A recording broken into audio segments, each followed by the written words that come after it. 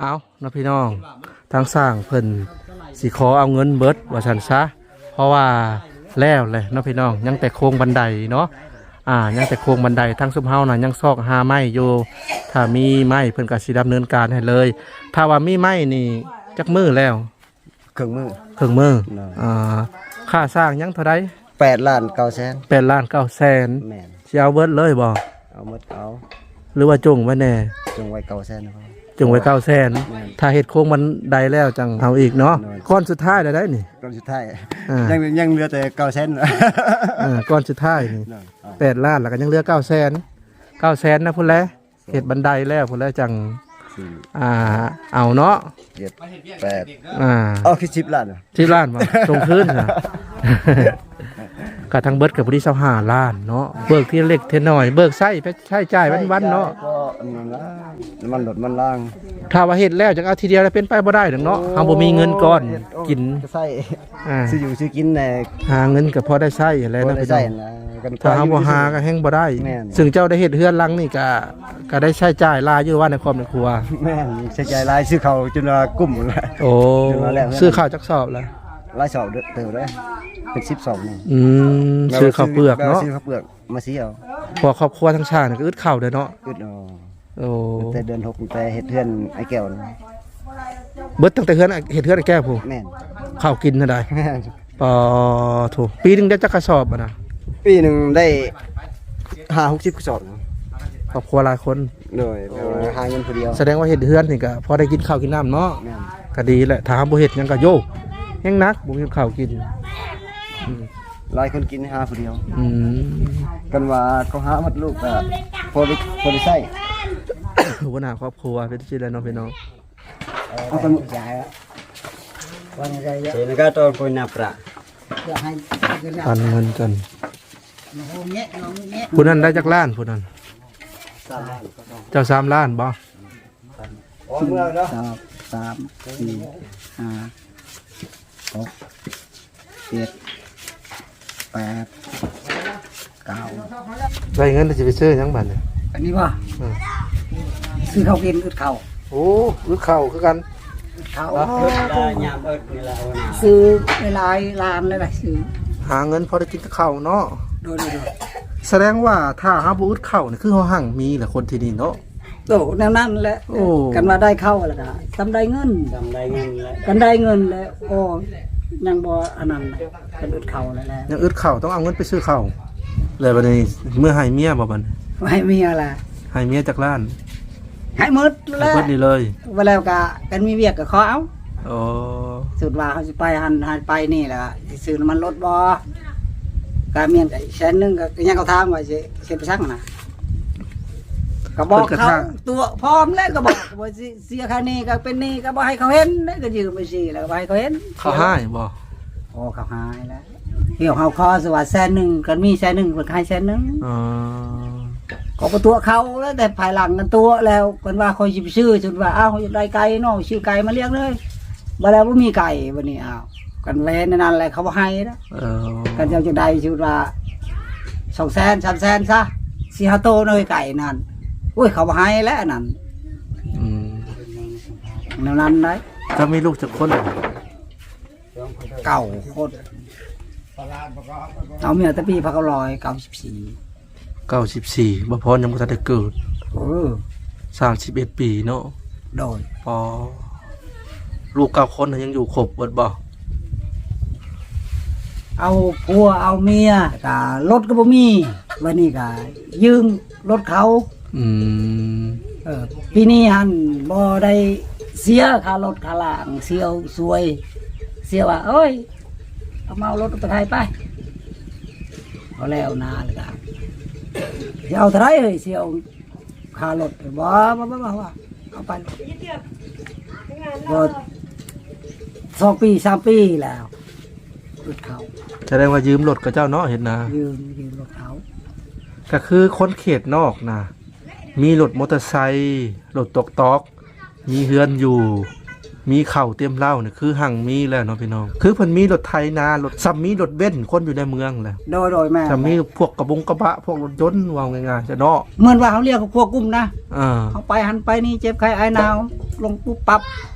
บ่หานั่นอันนี้แสดงว่าสะดวก อืม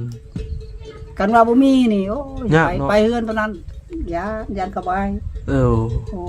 ไปกันเขาให้ทีเดียวซ้ำซอยสิไปเอาโก บ่กล้าเนาะ บอกก็ตัดสินใจมันบ่มีหั่นน่ะไปแล้วกันเขาว่าโอ้ยดูแล้วบ่ไปได้บัดนี้ได้สิไปเฮือนตอนนั้นก็บ่ไปเอ้ยน้องก็คือกันเอ้ยน้องมีกันเขาเว้า แต่ในเฮือนเจ้านี่ก็รถมอเตอร์ไซค์มีหรือบ่ นี่รถเก่าเขานี่แหละ เจ้าบ่ได้ขี่มาบ่ บ่มีเงินใช้น้ำ เออ ไอ้เงินโนดาเพิ่นว่าน้ำพิชักน้ำมันแต่ว่าเงินน้อยเดียวก็เงินซื้อพริกเกลือแน่พริกนัวแน่ ประหยัดเอาเนาะ ประหยัดไปย่างมันไกล อืม ๆเวลามันมีฮอตแซ่จังแซ่หรือขี้เลย ซึ่งสำหรับคลิปนี้กันนี่แหละจ่ายเงินค่าสงค่าสร้างไปแล้วก็ยังเหลือ 900,000 บัดนี้เนาะซึ่ง 900,000ก็ประเทศโครงหลังคาบันไดแล้วจังเอาว่าซั่นซะทางซุมเฮาก็กำลังซอกหาไม้อยู่นะพี่น้องไม้เพื่อจะไปเฮ็ดโครงหลังคานี่แหละแต่ว่าอย่างอื่นก็แล้วบ่แล้วยังแต่ซื้ออันตัวยู3ตอนแล้วก็แม่กุญแจมาล็อกนั่นเองเนาะแล้วก็มือคือเทือนใหม่ก็ประมาณที่10ที่11นี่แหละเนาะพี่น้องมือคือเทือนใหม่ก็ได้ทางซุมเฮาก็เร่งมือให้อยู่เด้อเรื่องคือเทือนเนาะพี่น้องเพราะว่ายังให้เพิ่นอยู่ไว้ว่าซั่นซะทางน้องๆเพิ่นก็ทำความสะอาดข้างล่างเนาะพี่น้อง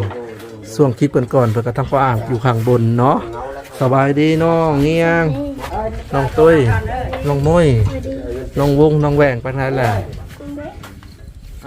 น้องพี่น้องเลยน้องๆเพิ่นก็ทำความสะอาดแล้วบัดนี้ก็อดใจรออีกยังอีกประมาณนั้น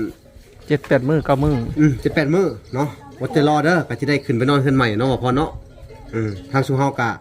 สิได้หาเลิกหายามพี่น้องเอ้ยเนาะหาพิธีมื้อขึ้นเฮือนขึ้นซ้ำขึ้นซ่านเนาะ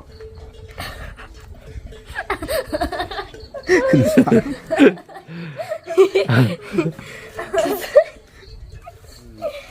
ตุ้ยนี่สินอนผู้เดียวมุ้ยก็สินอนผู้เดียวแล้วบัดอีกน้องๆอีก3คนนอนนำกันเนาะอีกห้องหนึงคิดว่าคักบ่เกิดมานี่พ่อแม่เฮ็ดให้ได้บ่ซ้ำนี่ บ่ บัดแถมยังบ่มีพ่อบ่มีแม่อีกเนาะบ่พรก็ลำบากแน่เลยเนาะ โดย อันนี่แหละคือความภาคภูมิใจของน้องๆเพิ่นพี่น้องเอ้ยเนาะหลังจากที่ว่าพ่อแม่เนาะบ่ได้อยู่นำซุเพิ่นเนาะก็ได้ลาโลกจากไปก่อนเนาะทิ้งให้น้องๆเพิ่นตกระกำลำบากที่ผ่านมาเนาะบ่พรเนาะ แม่น แล้วก็มาพ่อทั้งอันบอลาแล้วก็บอพ่อเนาะแล้วก็ทีมงานพี่น้องเอ้ยได้ประสานงานและมาขอความช่วยเหลืออันหลายๆบอลพี่น้องเอ้ยเนาะก็มีผู้ใหญ่หลายๆท่านที่ช่วยเหลือเข้ามาในน้องตุ้ยนี่ก็ขอบคุญ ได้ ขอบ ทาน คุณเนาะ เรื่อยเนาะเวลาเนาะ โดยมีทั้งเอ่ยชื่อแน่บ่ได้เอ่ยชื่อเนาะ แม่น ก็สิเป็นไผไปบ่ได้ก็นอกจากผู้เพิ่นช่วยหลายที่สุดก็คือทางอันผู้ใหญ่ทางบ่อพรเนาะก็ถือว่าทางอันอ้าย เพชรเนาะเพิ่นก็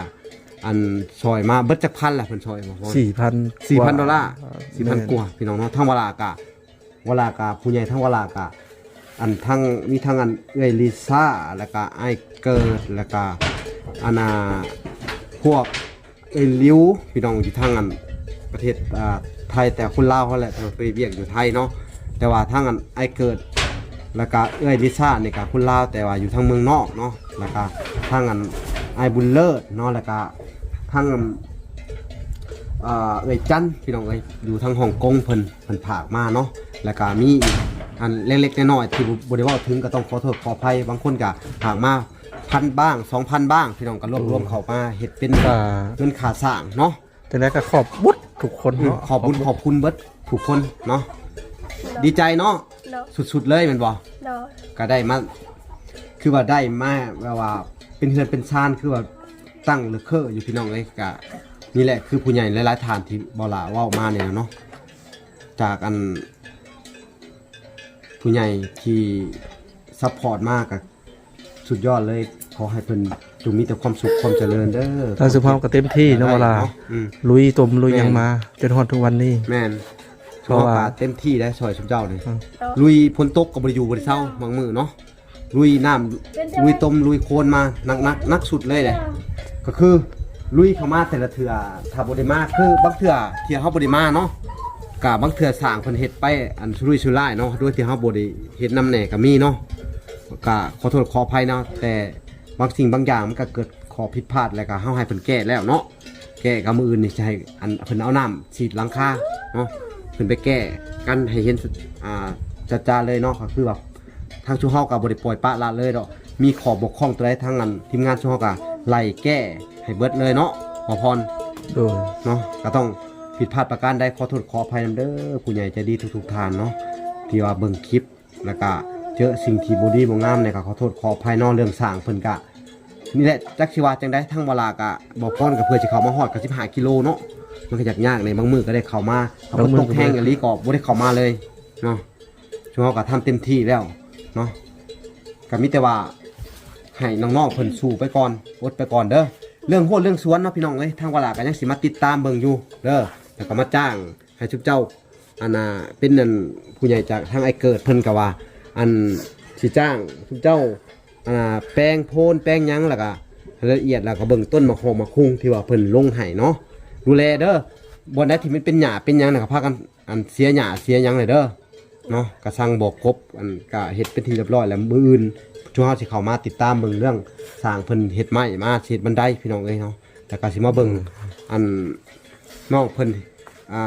เฮ็ดสวนอีกครั้งหนึงพี่น้องเอ้ยทางไอ้เกิดเพิ่นก็ยังแนะนำให้คือเก่าพี่น้องเอ้ยเพิ่นก็ยังสิว่าอยากจ้างน้องๆเพิ่นเฮ็ดหัวเฮ็ดสวนเพิ่นว่าเพื่อบ่อยากให้ทางน้องตุ้ยเพิ่นไปเฮ็ดเวียกเฮ็ดงานอยู่ไทยถ้าไปเฮ็ดเวียกเพิ่นว่าเงินเดือนก็บ่เกิน2ล้านเพิ่นว่าซำอันนั้นก็สิพากมาให้ซำเงินเดือน2ล้านเพิ่นว่า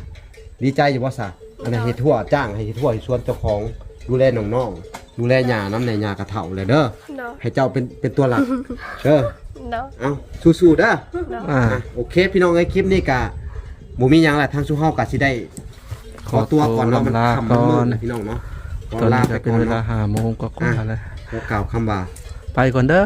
สบายดีและสวัสดีเด้อพี่น้องเอ้ยพบกันใหม่คลิปหน้าพี่น้องเอ้ยก็สิไปติด เอา ตาม แล้วพี่น้องเดียวแวะมา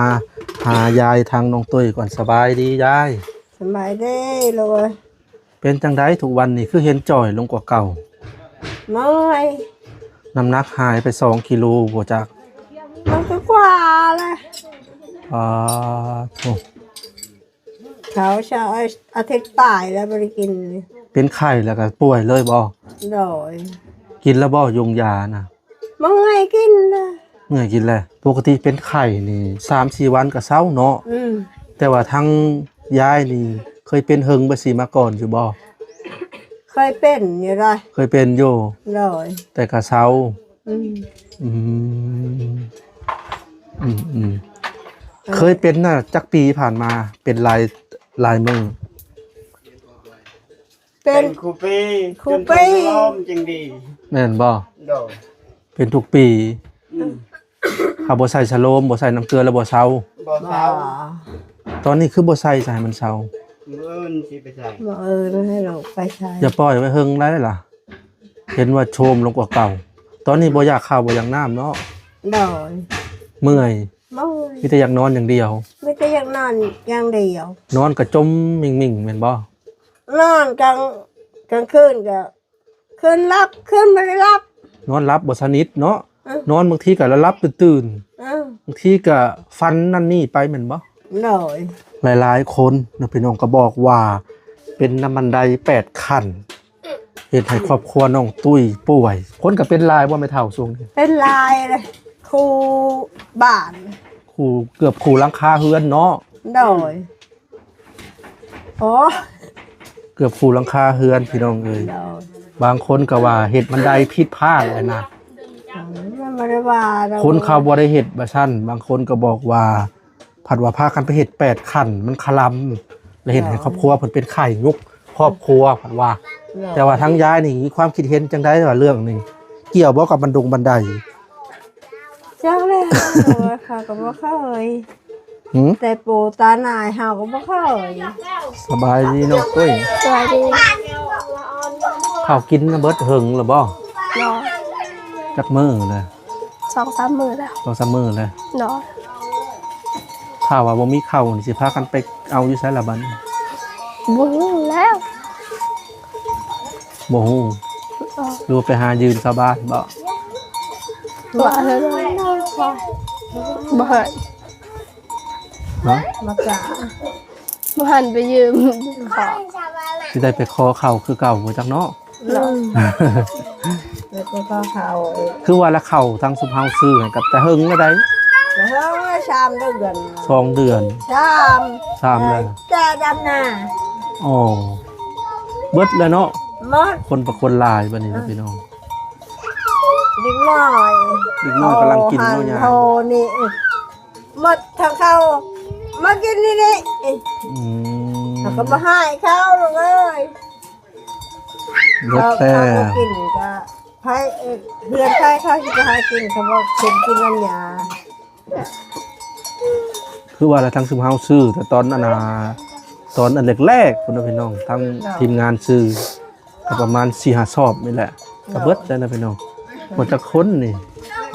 น้องๆน้องตุ้ยก็ครอบครัวน้องตุ้ยก็5 คนมีแต่คนกินหลายๆเนาะ หน่อย เพราะว่ากำลังกินได้จำเนี่ยแล้วก็ช่วงมีอาหารช่วงหนึ่งก็ดูกินข้าว หลายเป็นพิเศษเนาะ หน่อย ถ้าเบิดคักๆนี่ก็จักสิไปหาทางได้เลยเนาะ เนาะ จักว่าสิไปหาขอข้าวคือเก่าบ่จ๊ะ ว่าเลย เพราะว่ายืมชาวบ้านก็เขาบ่ให้ยืมเลยข้าวนาๆก็ยังบ่ทันได้ซื้อ เนี่ย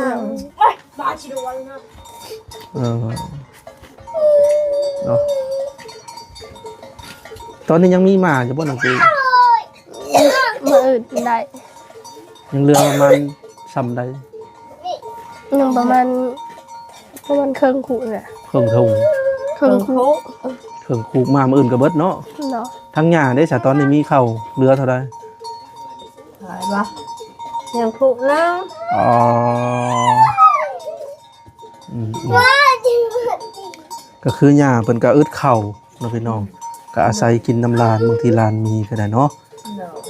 อืม ร้านบะหมี่กินน้ำยา อืม เขาว่าหันเลยเลย